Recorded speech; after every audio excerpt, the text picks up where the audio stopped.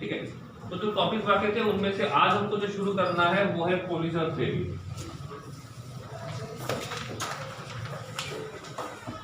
Text को close कर दो, उसका कुछ काम नहीं आएगा। पहला वर्ड ये केटीजी के ऊपर बेस्ड है पूरा। इसके ऊपर मतलब काइनेटिक थ्योरी इसमें पढ़ा होगा 11th में, ठीक है। अब क्या पढ़ा था वो नहीं पूछूंगा मैं, ठीक है। ये पढ़ा था इतना पता है। कुछ बातें, पार्टिकल्स जो होते हैं वो हमेशा रैंडम मोशन में होते हैं। जब वो रैंडम मोशन में होंगे उस टाइम पे उनका एक दूसरे के साथ कोलिजन होगा, कंटेनर के वॉल के साथ भी कोलिजन होगा, सही है। जब वो कोलिजन करेंगे तब वो क्या करेंगे, उस कंटेनर के वॉल के ऊपर प्रेशर एक्सर्ट करेंगे। टेम्परेचर को बढ़ाएंगे तो नंबर ऑफ कोलिजन बढ़ेंगे, क्योंकि टेम्परेचर को बढ़ाते हैं तो उनका काइनेटिक एनर्जी बढ़ेगा, और काइनेटिक एनर्जी बढ़ेगा तो उनका रैंडमनेस बढ़ेगा, रैंडमनेस बढ़ेगा तो नंबर ऑफ कोलिजन बढ़ेंगे। सही है गलत है? उसके प्रिंसिपल को ये फॉलो करता है। 100% नहीं, लेकिन उसी के ऊपर ये बेस्ड है। इनका कहना ऐसा है कि जब भी दो रिएक्टेंट एक दूसरे के साथ रिएक्शन करते हैं तो रिएक्शन होने के लिए सबसे पहली जो बात है जरूरी वो है कोलिजन, ठीक है। तो इसलिए इस थ्योरी को बोलते हैं हम लोग कोलिजन थ्योरी। तो इनका कहना ऐसा है कि हमारे पास यहाँ पे रिएक्टेंट ए है और रिएक्टेंट बी है, और इन दोनों से हमको प्रोडक्ट मिलेगा पी। तो इन दोनों का रिएक्शन तभी होगा जब ये ए जो रहेगा वो किसके साथ कोलाइड करेगा, बी के साथ। एग्जांपल के लिए हम यहाँ पे ए मतलब H2 लेते हैं, बी मतलब Cl2 लेते हैं। अभी हमने एक बीकर में Cl2 को लिया है और दूसरे बीकर में हमने H2 को लिया है। तो क्या H2 का और Cl2 का एक दूसरे के साथ इंटरेक्शन हुआ कि नहीं हुआ? नहीं हुआ। इसका मतलब H2 और Cl2 में किसी प्रकार का कोई रिएक्शन नहीं होगा। जैसे ही एक नए बीकर में मैं क्या करूंगा, H2 और Cl2 इन दोनों को मिक्स करूंगा, तो ये H2 और Cl2 के पार्टिकल क्या करेंगे, एक दूसरे के साथ कोलिजन करेंगे। और जब वो एक दूसरे के साथ कोलिजन करेंगे तो वो एक दूसरे के साथ रिएक्शन करेंगे और यहाँ पे क्या बनेगा, HCl बनेगा, सिंपल। तो ये थ्योरी इतनी सिंपल है जितना उसका नाम सिंपल है। कौन सा? कोलिजन, ठीक है। तो कोलिजन थ्योरी का कहना ऐसा है, रिएक्टेंट मॉलिक्यूल एक दूसरे के साथ तभी रिएक्शन करेंगे जब वो एक दूसरे के साथ कोलाइड होंगे। इनका कहना ऐसा है कि जो रिएक्टेंट मॉलिक्यूल है, ये रिएक्टेंट मॉलिक्यूल हार्ड स्फीयर है। कैसे है? Hard sphere. जैसे आयरन बॉल होता है, और जब दो आयरन बॉल एक दूसरे से टकराएंगे तो टकराने के बाद वो क्या करेंगे, एक दूसरे के साथ रिएक्शन करेंगे। ये तो सिंपल फंडा रहेगा। अब उसको वो क्या करते हैं, उन्होंने बोला है कि जब rate of reaction is directly proportional to Z, और जेड को उन्होंने बोला था कोलिजन फ्रीक्वेंसी। जेड को उन्होंने बोला था कोलिजन फ्रीक्वेंसी। कोलिजन फ्रीक्वेंसी का मतलब होता है number of collisions per unit time. तो per unit time number of collision ज्यादा रहेंगे तो उस रिएक्शन का रेट ज्यादा रहेगा, और number of collisions per unit time कम रहेंगे तो रेट ऑफ रिएक्शन। जब हमने factors affecting rate of reaction देखा था उसमें टेम्परेचर भी आया था, तो मैंने आपको बोला भी था कि टेम्परेचर के बारे में हमने ये बोला था, temperature is directly proportional to rate of reaction.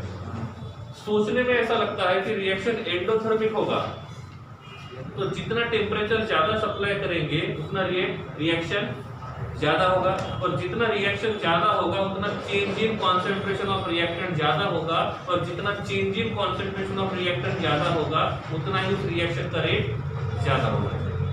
Endothermic उल्टा होगा।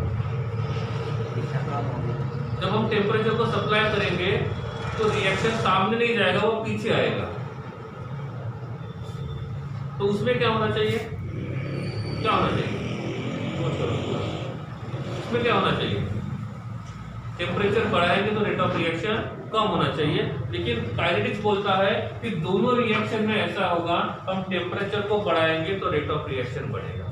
और इसको एक्सप्लेन कैसे किया उसने, उन्होंने बोला कि जितना टेम्परेचर ज्यादा करेंगे उतना उस कंटेनर के अंदर के जो पार्टिकल्स है उनका काइनेटिक एनर्जी बढ़ेगा। अब देखो ना, यहाँ पे हमारे पास एक कंटेनर है, इस कंटेनर में टेम्परेचर है T1, तो इनका Z जो है वो है 100 पर सेकेंड, 100 कोलिजन्स पर सेकेंड। फ्रीक्वेंसी है ना, फ्रीक्वेंसी का मतलब होता है नंबर ऑफ कोलिजन पर सेकंड। तो 100 कोलिजन पर सेकंड है टेम्परेचर T1 पे। फिर उसी कंटेनर का हमने सेकंड टेम्परेचर दिया जिसको हमने बोला T2, और ये मान के चलते हैं कि T1 और T2 में से T2 का वैल्यू ज्यादा है, तो एक्सपेक्ट क्या करेंगे, टेम्परेचर बढ़ा है तो उसका रैंडमनेस बढ़ेगा, रैंडमनेस बढ़ेगा नंबर ऑफ कोलिजन बढ़ेंगे, रेट ऑफ रिएक्शन बढ़ जाएगा। तो यही मान के चलते हैं कि Z का वैल्यू जो रहेगा it should be greater than 100। कितना है वो नहीं देखते, लेकिन 100 से ज्यादा रहेगा पक्का ये बोलते हैं। अब वो रिएक्शन कोई भी हो सकता है ना, एंडो भी हो सकता है, एक्सो भी हो सकता है, लेकिन इतना तो कंफर्म है कि टेम्परेचर बढ़ाएंगे तो रैंडमनेस बढ़ेगा, नंबर ऑफ कोलिजन बढ़ेंगे तो रेट ऑफ रिएक्शन बढ़ेगा। ठीक है, और ऐसा कहा जाता है कि जब टेम्परेचर बढ़ाते हैं और ये टेम्परेचर 10 डिग्री सेल्सियस से बढ़ाते हैं तो रेट ऑफ रिएक्शन जो होता है वो डायरेक्टली 2 टाइप्स होता है। मतलब 10 डिग्री से आपने टेम्परेचर बढ़ाया तो मैक्सिमम टाइम पे ऐसा होता है कि आपको पहले जो रिएक्टर 100 मिल रहे थे प्रोडक्ट उतने टाइम में, तो अब वो कितने हो जाएंगे 200। पावर 2 नहीं है, 2 टाइम्स लिखा हुआ है, तो जितना प्रोडक्ट हमको पहले मिलता था उसका डबल मिलेगा। कब, जब टेम्परेचर 10 डिग्री से बढ़ाया। क्यों, क्योंकि टेम्परेचर बढ़ाने की वजह से नंबर ऑफ कोलिजन बढ़ेगा। समझ रहा है, समझ रहा है, ठीक है। तो ये तो हुई बात कि इन्होंने सिंपल बात बोली थी कि ये तभी होगा जब रिएक्टर मॉलिक्यूल एक दूसरे के साथ कोलाइड होंगे। ये कोलाइड होंगे तो बात बनेगी, कोलाइड नहीं होंगे तो बात नहीं बनेगी। समझ रहे हैं, समझ रहे हैं, सिंपल है, हाँ या नहीं? हाँ। अब थोड़ा सा कॉम्प्लिकेटेड करते हैं, हमने नहीं, इन्होंने किया। इन्होंने बोला था कि कोलाइड होने से बात नहीं बनेगी, पढ़ाई करने से काम नहीं होगा, इफेक्टिव पढ़ाई करना पड़ेगा। 2 घंटे बुक पकड़ के बैठे हैं, उससे अच्छा 1 घंटे बैठ लीजिए, कैसे अच्छे से बात। तो इफेक्टिव और नॉर्मल फर्क है ना दोनों में। तो इन्होंने क्या किया, अब कोलिजन और इफेक्टिव कोलिजन बोल दिया।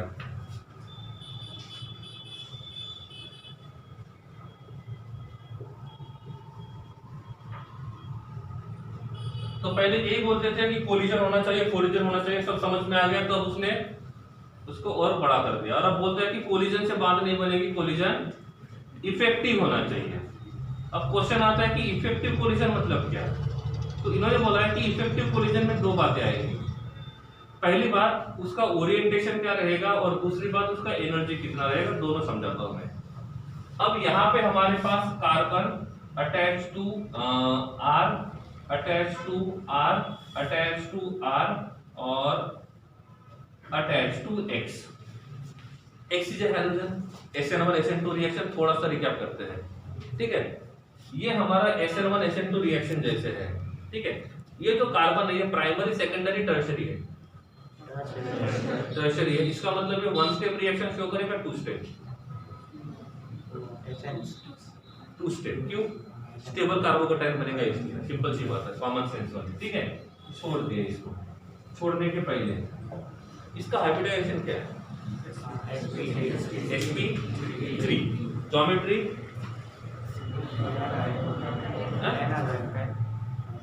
ज्योमेट्री ट्रायगोनल, पिरामिडल या टेट्राहेड्रल, टेट्राहेड्रल ऐसे, सही है।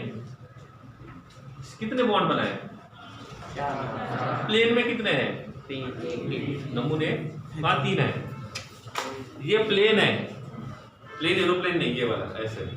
कितने प्लेन में है, एक कहाँ पे है, अब वो तो प्लेन, एक कहाँ पे है, नहीं समझा, बहुत डिफिकल्ट था, तो आंसर क्यों दिया ऐसे, ठीक है। तो 4 बॉन्ड में से 2 बॉन्ड जो रहेंगे वो प्लेन में है, एक अबोव द प्लेन है, दूसरा, इसको प्लानर स्ट्रक्चर बोलेंगे। नहीं, प्लानर का मतलब होता है ऑल शुड बी सेम, ऐसा है, ठीक है, ऐसा लिया। इनके बीच का एंगल कितना होगा, 90, 120। sp3 में लोन पेयर नहीं होता है तो हाइब्रिडाइजेशन 109.5 होता है, और एक लोन पेयर को बढ़ाते हैं तो 2.5 से बॉन्ड एंगल कम करते हैं। फर्स्ट स्टैंडर्ड में पढ़ा था, 11 में, सही है। अब इसका बॉन्ड एंगल कितना है, 109.28, प्लानर नहीं है, अब ये मान के चलते हैं कि ये जो बिना कैप वाला है ना, ये हमारा लिविंग ग्रुप है। लिविंग ग्रुप मतलब जाने वाला हैलोजन, ये वाला, इसको निकाल दिया।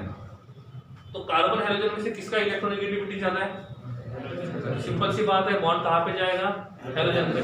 ये हैलोजन चला गया। अब देखो हैलोजन कहाँ से गया, ये फ्रंट साइड बोलते हैं इसको, फ्रंट साइड से गया। हाइब्रिडाइजेशन इधर देखो, ये प्लस आ जाएगा, तो हाइब्रिडाइजेशन, और हाइब्रिडाइजेशन जब sp2 रहेगा तो क्या होगा? बॉन्ड एंगल 120 ये ऐसा प्लेनर बन जाएगा, और तीनों के तीनों बॉन्ड कैसे रहेंगे? प्लेन है ना, प्लेन में। बॉन्ड एंगल कितना है? 120 इधर कितना है? 120 इधर कितना है? 120 टोटल कितना हुआ? ठीक है, तो ये बन गया हमारा कार्बन का टैग। ठीक है, क्या था? हैलोजन था ना, ले ले दूसरा ले। ठीक है, तो अब यहाँ पे हम देखेंगे बिना कैप वाला। ठीक है, अब ये वाला हमारा OH है, ये क्या है? OH। ये OH प्लेन से अटैक करेगा, अबोव द प्लेन से अटैक करेगा या बिलो द प्लेन से? बिलो द प्लेन से नहीं आ सकता, आ सकता है ना। प्लेन से क्यों नहीं आ सकता? रिपल्शन ज्यादा रहेगा। ये फ्रंट साइड से आएगा तो भी रिपल्शन कम रहेगा, और बैक साइड से आएगा तो भी रिपल्शन कम रहेगा। लिविंग ग्रुप कहाँ से गया था? अटैकिंग ग्रुप भी फ्रंट साइड से आ रहा है, तो जैसे कि वैसे हो गया ना, जहां से गया वहीं पे आया दूसरा, लेकिन उधर से आ रहा है ना, तो इसको बोलते हैं रिटेंशन। जहां से गया उसी साइड में कोई ग्रुप अटैच होता है तो इसको बोलते हैं रिटेंशन, और उसके अपोजिट साइड में होता है तो उसको बोलते हैं इन्वर्जन। रिटेंशन और इन्वर्जन हमने 11th में भी देखा था, सही है। और SN1 SN2 में भी बताया था कि रिटेंशन और इन्वर्जन क्या होता है। क्या मिलेगा? रिटेंशन। क्या मिलेगा? इन्वर्जन। जिस साइड से लिविंग ग्रुप निकला उसी साइड में जाता है तो उसको बोलेंगे हम लोग रिटेंशन, और उसके अपोजिट साइड में आता है तो उसको बोलेंगे इन्वर्जन। समझे बात? हाँ। अब ये हमारा कार्बन कटायन है, इसको छोड़ दो, इसको लेते हैं यहाँ पे OH को। ये कार्बन इलेक्ट्रॉन रिच है, इलेक्ट्रॉन डेफिशिएंट? Electron deficient. किसको बुलाएगा? इलेक्ट्रॉन रिच को। इनमें से कौन इलेक्ट्रॉन रिच है? तो ऑक्सीजन किसके ऊपर आएगा? बन गई बात, कोलिजन थी, ये बन गया A और ये बन गया B, और ये बोलता है कि इन दोनों का कोलिजन होगा तो बात बनेगी, प्रोडक्ट बनेगा, प्रोडक्ट बनेगा मतलब रिएक्शन हो जाएगा, सही है। तो इन दोनों का होना चाहिए कोलिजन। क्या होना चाहिए? कोलिजन। अब कोलिजन में बात ऐसी है कि यहाँ पे जब कोलिजन को हम देखते हैं, ये हमारा ट्राइगोनल स्ट्रक्चर है, ठीक है। अब ये जो कैप है ये ऑक्सीजन है OH में से, और ये जो बैक साइड है ये हमारा हाइड्रोजन है। अब कोलिजन करने के टाइम पे ऐसा भी हो सकता है, किसके थ्रू? है ना कोलिजन।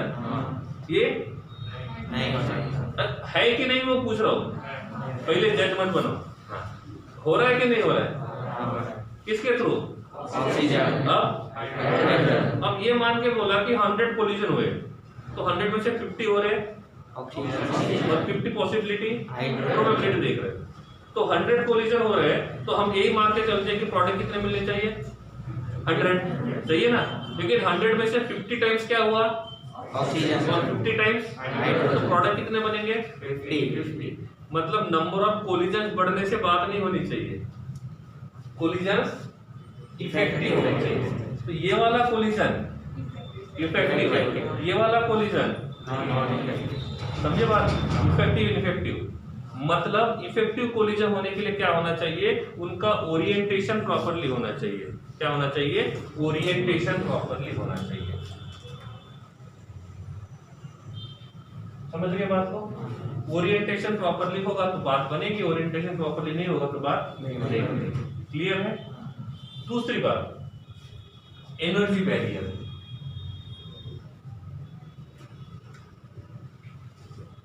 और यहां पे उन्होंने कुछ वर्ड लिखा था, थ्रेशोल्ड एनर्जी का नाम सुना है? थ्रेशोल्ड का क्या होता है? थ्रेशोल्ड का मतलब क्या होता है? Minimum required. ओके, सही है। अब ये दरवाजा खोलना है मुझे, यहाँ पे ये छोटा सा मशीन लगाया हुआ, इसका काम क्या है? आने वाला को निकल रहा है। इसका काम है कि दरवाजा अपने आप बंद हो जाए। ये दरवाजा खुलता कहाँ पे, इनसाइड में आउटसाइड में? इनसाइड में। मुझे दरवाजा खोलना है, दरवाजा खोलने के लिए मैंने यहाँ से पुश किया, खुलेगा? दरवाजा खुलना तो चाहिए क्योंकि मैं काम कर रहा हूँ, लेकिन ये वाला जो ओरिएंटेशन है वो प्रॉपर नहीं है। लेकिन मैं बाहर के साइड से उसको पुश करता हूँ तो दरवाजा, क्योंकि इनसाइड में खुलता है इसलिए, कोई दरवाजा बाहर से खुलेगा तो उल्टा हो जाएगा। ठीक है, एक ही बात का झंडा लेके नहीं घूमना है, कंडीशन के हिसाब से देखना है। ठीक है, तो इस दरवाजे को हम देखेंगे तो इनसाइड से हम काम करते हैं तो इसको पुश करेंगे तो कुछ मतलब नहीं बनता है, क्योंकि इसका ओरिएंटेशन प्रॉपर नहीं है। तो दिन भर में इसको धक्का मारूंगा तो भी नहीं खुलेगा ये। लेकिन बाहर से पुश करेंगे तो ये खुलेगा, क्योंकि ओरिएंटेशन मैच हो रहा है, पहली बात। अब दूसरी बात आती है एनर्जी बैरियर की। अब दो दरवाजे हैं, एक में ये मशीन लगा हुआ है फोटो वाला और बिना फोटो वाला, कौन जल्दी खुलता है? क्योंकि ये मशीन होने की वजह से हमको थोड़ा ज्यादा प्रेशर अप्लाई करना पड़ता है, तब जाके खुलता है ये। सही है। अब क्या हुआ, ये दरवाजा खोलने के लिए हमको मिनिमम 20 जूल एनर्जी अप्लाई करना होगा, क्योंकि ये मशीन लगाया हुआ है। तो दरवाजा खोलने के लिए मिनिमम कितना अमाउंट चाहिए? 20 जूल। मतलब इस दरवाजे को खोलने के लिए थ्रेशोल्ड अमाउंट कितना हुआ? 20 जूल। और वहां से मैं 30 जूल का प्रेशर अप्लाई, फोर्स अप्लाई कर रहा हूँ उस साइड से, खुलेगा नहीं खुलेगा? क्यों? मिनिमम से जितना है उससे ज्यादा है ना, तो जरूरी कितना है? 20। अप्लाई कितना किया? 20। जरूरत से ज्यादा है, मतलब दरवाजा उधर से मैं प्रेशर फोर्स अप्लाई करता हूँ 15 जूल का, बोलेगा? ओरिएंटेशन तो प्रॉपर है ना, लेकिन एनर्जी उतना नहीं है जितना होना चाहिए। तो कोलिजन तो होना चाहिए, लेकिन कोलिजन होने के लिए पहली कंडीशन इफेक्टिव होना चाहिए। इफेक्टिव के लिए पहली कंडीशन ओरिएंटेशन प्रॉपर होना चाहिए, उससे बात नहीं बनेगी। दूसरी भी कंडीशन होनी चाहिए, कौन सी? Energy barrier. तो ये यहाँ पे मैं एनर्जी जो है वो 15 देता हूँ तो बात नहीं बनेगी। इस साइड से खोलने, इसको खोलने के लिए कितना एनर्जी चाहिए नॉर्मली? 20। तो इसके लिए थ्रेशोल्ड कितना हो गया? मैं इस साइड से 30 जूल एनर्जी अप्लाई कर रहा हूँ।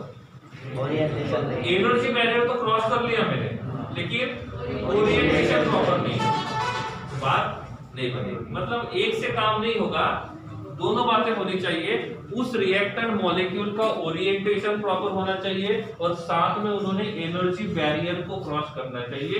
इफ ऐसा होता है तो ही प्रोडक्ट बनेगा। समझ में आ रहा है? तो पहले वो बोलते थे कि rate of reaction is directly proportional to collision frequency. अब उन्होंने ऐसा बोला कि अब ऐसा नहीं है, अब rate of reaction is directly proportional to F into Z। Z पता है आपको क्या है? Collision frequency. R पता है क्या है? Rate of reaction. F का मतलब होता है fraction of effective collision. F का मतलब होता है fraction of effective collision. 100 collision हो रहे हैं, इफेक्टिव 20 है, तो प्रोडक्ट 20 के हिसाब से मिलेगी, 100 के हिसाब से नहीं। समझ रहे बात? नहीं समझा? तो F का मतलब क्या हुआ? जितने कोलिजन यहाँ पे हो रहे हैं उनमें से कितने कोलिजन इफेक्टिव है, तो उनका जो फ्रैक्शन रहेगा उसको बोलेंगे F। पहले सिंपल बोला था, ओनली कोलिजन से होगा, अब बोल रहे कि नहीं, ऐसे नहीं होना चाहिए। समझ रहे बात को? समझा नहीं समझा? इसका मतलब रिएक्शन होने के लिए दोनों के दोनों बातें जरूरी होनी चाहिए। मतलब सभी के सभी मॉलिक्यूल रिएक्शन क्यों करेंगे?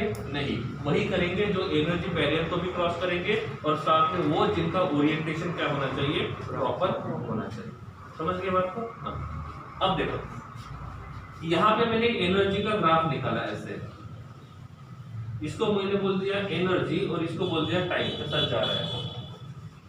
Reactant is converted into product. तो ये यहाँ से शुरू हुआ, ये ऊपर गया और ये फिर नीचे ऐसा हो गया। तो इसको मैं बोल लिखता हूँ R stand for reactant and P stand for product. सही है। और इसको बोलते हैं हाईएस्ट एनर्जी पीक को बोलते हैं ट्रांजिशन स्टेज। नाम सुना है आपने? मैंने बताया था। ठीक है। So this is the energy of product. ये मान के चलता हूं कि ये 20 जूल है। कितना है? 20 जूल। क्या? E of P। E of P मतलब एनर्जी ऑफ प्रोडक्ट। इसको बोलता हूं मैं energy of reactant. E of R, ये मान के चलता हूँ 50 है, कितना है 50 एनर्जी यूनिट सेम है जूल। अब आती है ट्रांजिशन स्टेट की बात, ठीक है। तो ये मान के चलता हूँ ईटी फॉर ट्रांजिशन स्टेट, और इसको मान के चलता हूँ 120 जूल है, ठीक है, ओके। अब आप मुझे बताओ रिएक्टेंट को प्रोडक्ट में कन्वर्ट करना है, तो उसको कहां तक लेके जाना होगा, यहां तक या ट्रांजिशन स्टेट तक। तो हमारा काम है कि उसको ट्रांजिशन स्टेट तक पहुंचाए, वहां पे पहुंचाया, हमारा काम हो गया। अब रिएक्टेंट को प्रोडक्ट में कन्वर्ट करने के लिए करना है, तो रिएक्टेंट को मिनिमम एनर्जी होनी चाहिए, उसके पास होनी चाहिए ना। तो इसके लिए थ्रेशोल्ड एनर्जी कितनी होगी, थोड़ा सोचो, सोचने के बाद आंसर थोड़ा अच्छा आता है। सुना है क्वेश्चन क्या पूछा मैंने, थ्रेशोल्ड एनर्जी कितना होना चाहिए इस रिएक्शन को होने के लिए। थ्रेशोल्ड का मतलब क्या होता है, तो इस रिएक्शन को होने के लिए रिएक्टेंट का थ्रेशोल्ड एनर्जी कितना होना चाहिए।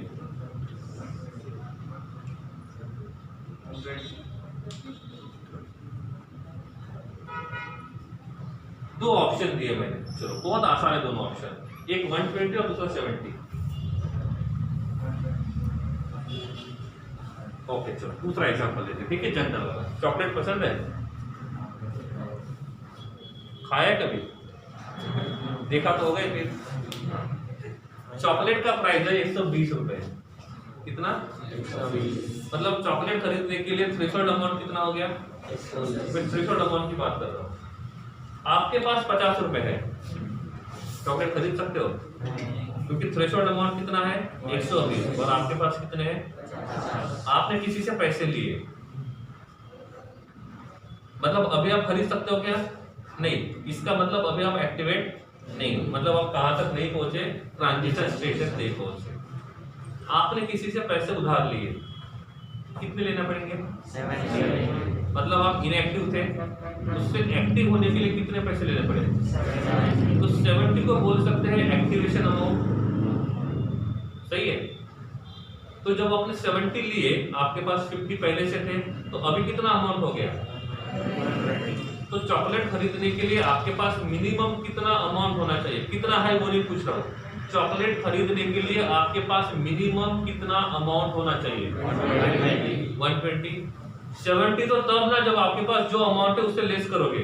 मैं आपको पूछ रहा था कि चॉकलेट खरीदने के लिए मिनिमम कितना होने चाहिए अमाउंट, आपके पास कितने उधार लेने होने, कितना होना चाहिए 120। इसका मतलब थ्रेशोल्ड अमाउंट कितना हुआ 120 रुपीज। आपके पास कितने हैं 50, कितने लेने पड़ेंगे, तो एक्टिवेशन एनर्जी कितना हुआ 70। समझ गई बात, नहीं समझा।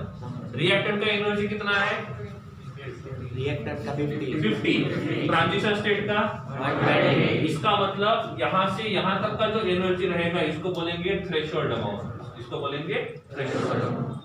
और जिनका थ्रेशोल्ड अमाउंट 120 से ज्यादा होगा वो किस में कन्वर्ट होगा, और जिनका थ्रेशोल्ड एनर्जी 120 से कम रहेगा वो प्रोडक्ट में नहीं होगा। ऐसे लोगों को क्या करना होगा, एक्टिवेशन एनर्जी सप्लाई करना होगा। समझ गए नहीं समझे। अब मैंने आपको पूछा आप आर से पी में जा रहे हो, फॉरवर्ड या बैकवर्ड, पक्का ना। देखो यहाँ पे एक्टिवेशन एनर्जी ऑफ फॉरवर्ड कितना है, अरे डिफरेंस कितना है 70। Activation energy of backward reaction यहां से यहां पे आओगे, तो इसका एनर्जी कितना है यहाँ पे, मतलब डिफरेंस कितना है, तो एक्टिवेशन एनर्जी कितना रहेगा 100। कौन सा ज्यादा है, फॉरवर्ड या बैकवर्ड। अब मैंने आपको पूछा रिएक्शन एंडोथर्मिक है कि एक्सोथर्मिक है, ओके छोड़ो, किसका एनर्जी ज्यादा है, रिएक्टेंट का या प्रोडक्ट का। रिएक्टेंट और प्रोडक्ट में से किसका एनर्जी ज्यादा है, रिएक्टेंट। मतलब रिएक्टेंट से जो प्रोडक्ट में कन्वर्ट होगा तो उसने एनर्जी गेन किया कि रिलीज किया, पहले कितना था, अभी कितना है, मतलब उसका एनर्जी कम हो गया। कम कब होगा, वो एनर्जी को रिलीज करेगा, और जब वो एनर्जी को रिलीज किया मतलब रिएक्शन कौन सा हुआ, सिंपल सी बात है। तो एक्सोथर्मिक रिएक्शन में activation energy of backward reaction ज्यादा होता है, फॉरवर्ड रिएक्शन कम होता है, और एक्सोथर्मिक रिएक्शन में प्रोडक्ट का स्टेबिलिटी ज्यादा होता है, रिएक्टेंट का स्टेबिलिटी कम होता है। समझे बात को? नहीं समझा? ओके चलो आगे बढ़ते हैं। दूसरा ग्राफ निकालता हूँ।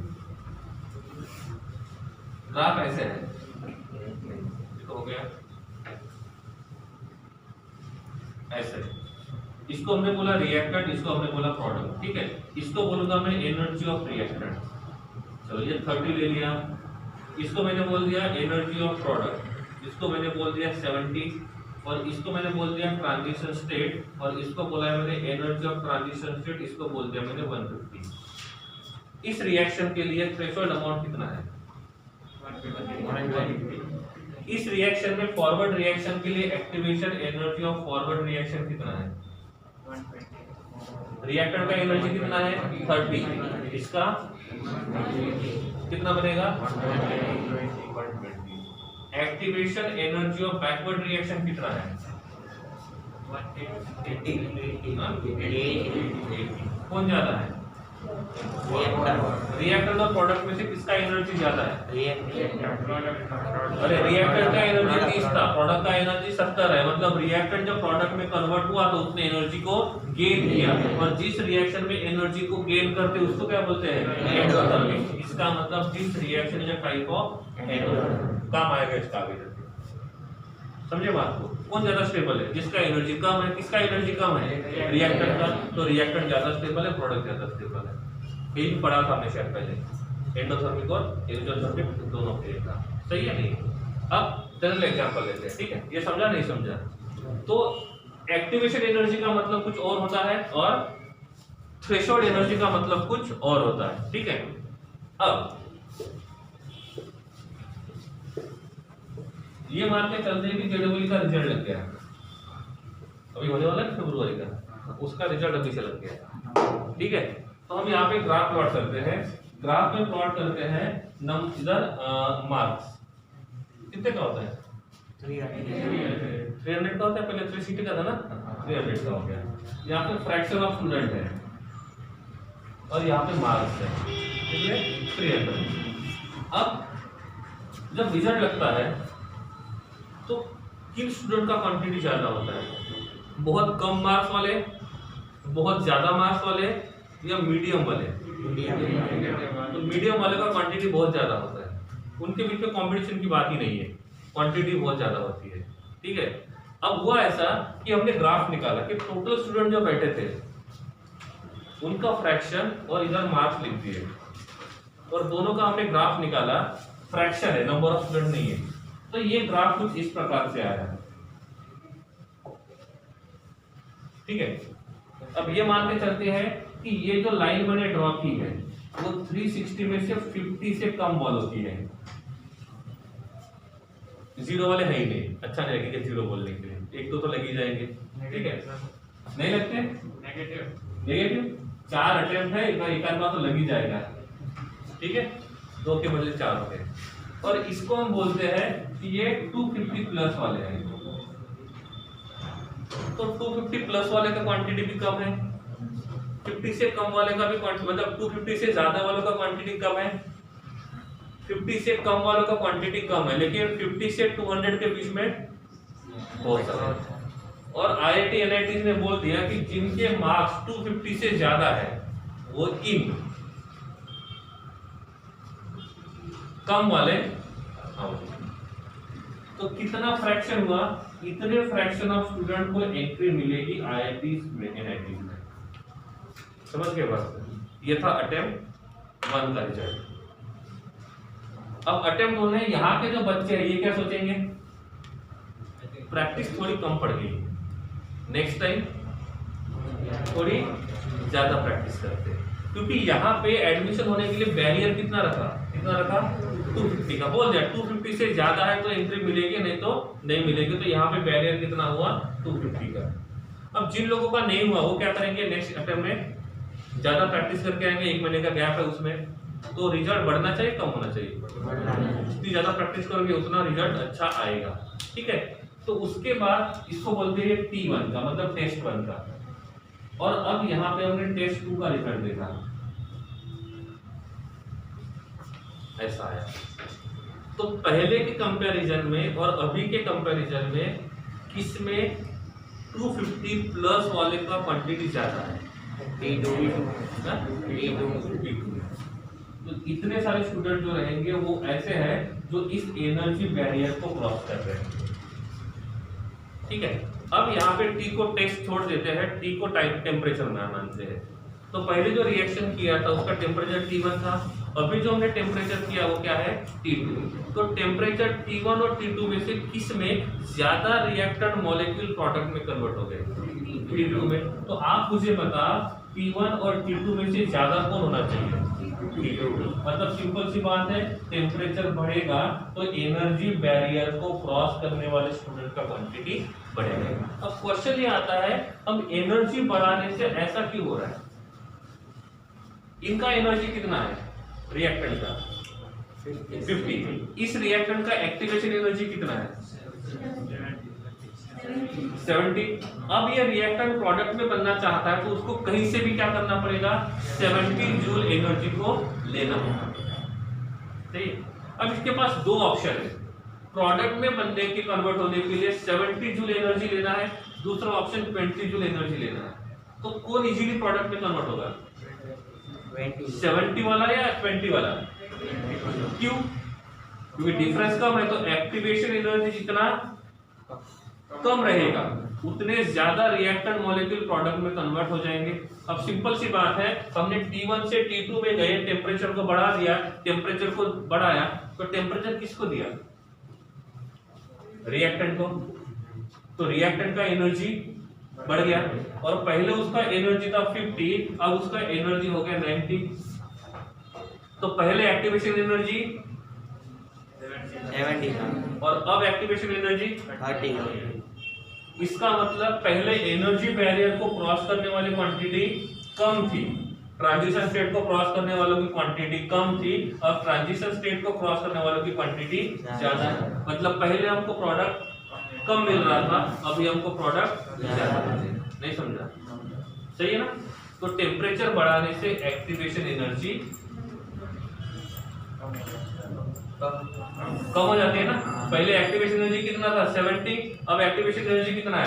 30। इसका मतलब टेम्परेचर बढ़ाने से एक्टिवेशन एनर्जी कम होती है। तो इनका कहना ऐसा ही है कि टेम्परेचर बढ़ाने की वजह से रेट ऑफ रिएक्शन इसलिए बढ़ता है। पहली बात इफ हम टेम्परेचर को बढ़ाते हैं तो काइनेटिक एनर्जी बढ़ेगी, काइनेटिक एनर्जी बढ़ेगी तो Z का वैल्यू बढ़ेगा और Z का वैल्यू बढ़ेगा तो रेट ऑफ रिएक्शन बढ़ेगा।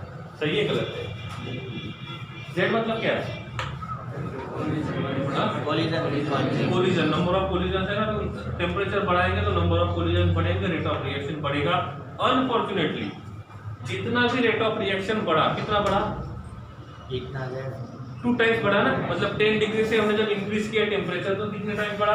2 टाइम्स। तो जितना भी टेम्परेचर मतलब जितना भी रेट बढ़ा उनमें से ओनली 3% इसकी वजह से बढ़ता है, ओनली 3%।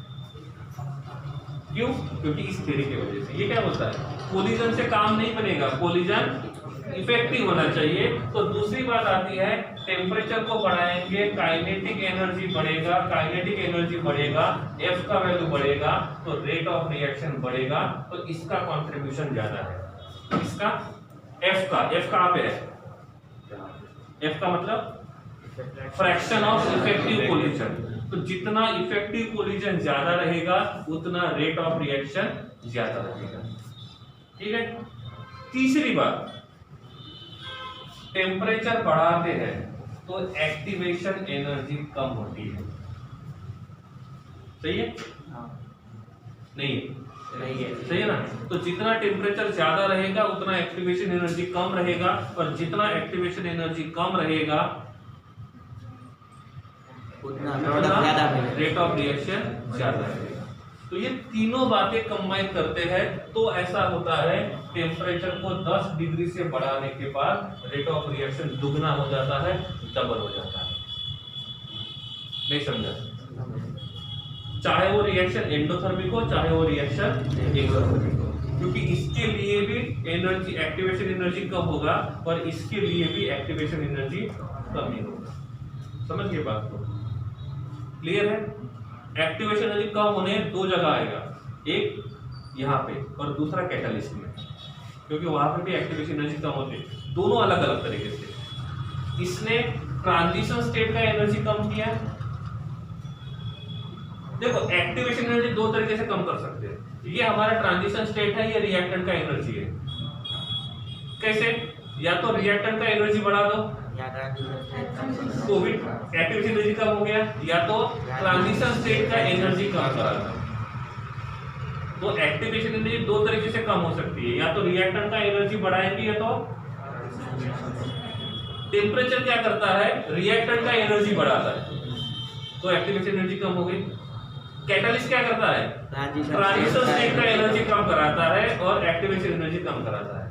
समझ गए बात को?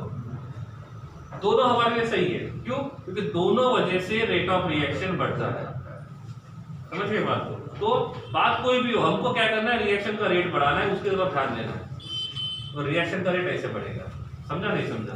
तो दो तरीके से, या तो रिएक्टेंट का, किसी ने पूछा कि एक्टिवेशन एनर्जी को कैसे फ्लक्चुएट कर सकते हैं, कैसे चेंज कर सकते हैं, दो तरीके से, या तो रिएक्टेंट को एनर्जी दे दो तभी डिफरेंस कम हो जाए, या तो कैटालिस्ट को यूज करो जो ट्रांजिशन स्टेट का एनर्जी कम करेगा। कैसे करेगा वो बात में बताऊंगा मैं कल या परसों, ठीक है? तो ये हो जाएगा एक्टिवेशन एनर्जी का डिफरेंस कम, ठीक है? अब क्वेश्चन ये आता है, यहाँ पे हमने देखा कि टेम्परेचर जितना ज्यादा रहेगा उतना एक्टिवेशन एनर्जी कम होगा, ये तो हमको लगा ऐसे। अब इस बात को प्रूव करने के लिए एक साइंटिस्ट ने हमको हेल्प किया, इसका नाम है अर्रेनियस, और इन्होंने इक्वेशन दिया था, that is k equals to a into e to the power minus EA upon RT। ये थोड़ा सा मैथमेटिकल है, आपकी हेल्प चाहिए। इसको क्या बोलेंगे, k means equilibrium, rate constant. Equilibrium chapter खत्म होगा, ये काइनेटिक्स है, तो k का मतलब rate constant. a is a constant, इसने यूज किया अर्रेनियस कांस्टेंट बोल देते हैं, ठीक है? इसको बोलते हैं एक्सपोनेंशियल, ऐसे बोलते हैं, मैं e टू द पावर ऐसे बोलता हूँ, क्या बोलेंगे, एक्सपोनेंशियल ऑफ, ऐसा बोलते हैं, e to the power minus EA upon R। Okay चलो अच्छी बात है। EA stand for activation energy, R stand for gas constant, T stand for small t time, capital T temperature. सही है? अब इसको कैलकुलेट करना है, थोड़ा सा ln लॉग में कन्वर्ट कर लेते हैं, ठीक है? तो इसको क्या लिखेंगे, ln A plus EA upon R into 1/T। सही है? नहीं है, माइनस। मुझे लगा मैथमेटिकल आप खुद ही बोलोगे, पूछना पड़ा, ठीक है? बोलता हूँ, ठीक है? हो गया। अब ln को लॉग, इसका ग्राफ प्लॉट कर सकते हैं स्ट्रेट लाइन का, y equals to mx plus c। क्या वर्सेस क्या रहेगा, ln के वर्सेस 1/1। अब क्वेश्चन आता है ग्राफ कैसा आएगा, कल बताया था, कौन सा आएगा, कौन इंडिपेंडेंट रहेगा, इंक्रीजिंग आएगा, डिक्रीजिंग आएगा? पढ़ने वाले बच्चे एक ही पॉइंट से समझ लेते हैं कि ग्राफ कैसे आएगा, कहां से, स्लोप का वैल्यू। ये slope value is positive, slope value is negative, graph आएगा डिक्रीजिंग। समझ गए? ये क्या रहेगा, इंटरसेप्ट। सही है ना? ये सब नोन बातें, अननोन कुछ नहीं आप लोगों के लिए। ln को लॉग में कन्वर्ट कर लेते हैं, by 2.303 log k equals to 2.303 log a minus, इसको भी मल्टीप्लाई नहीं, EA upon R into 1/T। अब ये 2.303 को कैंसिल करना है, डिवाइड कर सकता हूँ, तो इधर भी 2.303, यहाँ पे भी 2.03 कट हो गया, 2.303 डिवाइड किया 2.303 कट हो गया, यहाँ पे कट नहीं होगा। तो इक्वेशन ऐसा बनेगा log a equals to log a where a is a arrhenius constant, इधर EA upon 2.303 R into 1/3।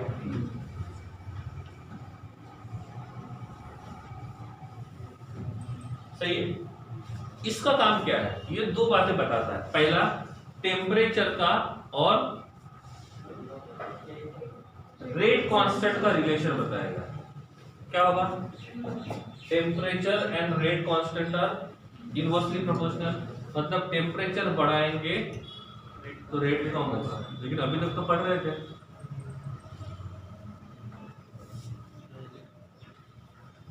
ऐसा हो सकता है ये नेगेटिव साइन है, तो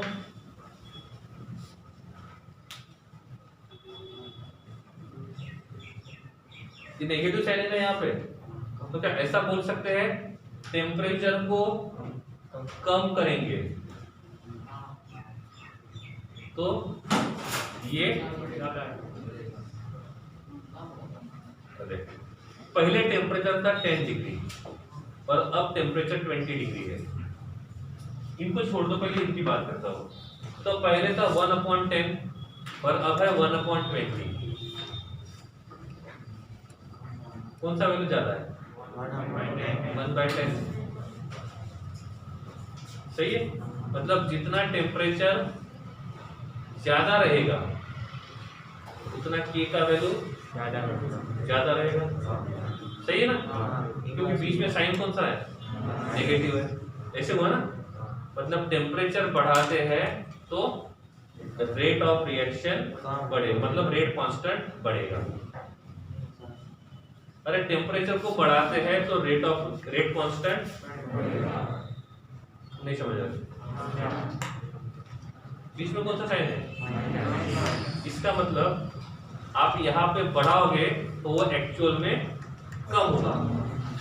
सही है ना, आप यहाँ पे बढ़ाओगे वो एक्चुअल में कम होगा, इसीलिए। समझा नहीं समझा? ठीक है, तो ये रहेगा किसके बारे में, अरेनियस कांस्टेंट के बारे में। ये अरेनियस कांस्टेंट तब काम में आता है तो हमको टेम्परेचर दिया है और टेम्परेचर के हिसाब से के फाइंड करना है, क्योंकि अभी तक हमने जो रेट कांस्टेंट था किसके हिसाब से फाइंड किया था, कॉन्सेंट्रेशन ऑफ रिएक्टेंट और टाइम के हिसाब से। जीरो ऑर्डर में भी हमने वैसा किया था, फर्स्ट में भी वैसे ही किया था। तो कॉन्सेंट्रेशन ऑफ रिएक्टेंट दिया था at zero time, concentration of reactant दिया था पर्टिकुलर टाइम, उन्होंने टाइम दिया था और वहां से के का वैल्यू फाइंड किया था। सही है, यहाँ पे भी के का वैल्यू फाइंड कर रहे हैं, लेकिन यहाँ पे हम कॉन्सेंट्रेशन को नहीं पूछ रहे, किसको पूछ रहे हैं हम लोग, टेम्परेचर को पूछ रहे हैं। तो वहां पे था dependency of rate constant on concentration, यहाँ पे था dependent of rate constant on temperature. ठीक है, इन दोनों का रिलेशन क्या होगा, टेम्परेचर और एक्टिवेशन एनर्जी का, ओनली दोनों का।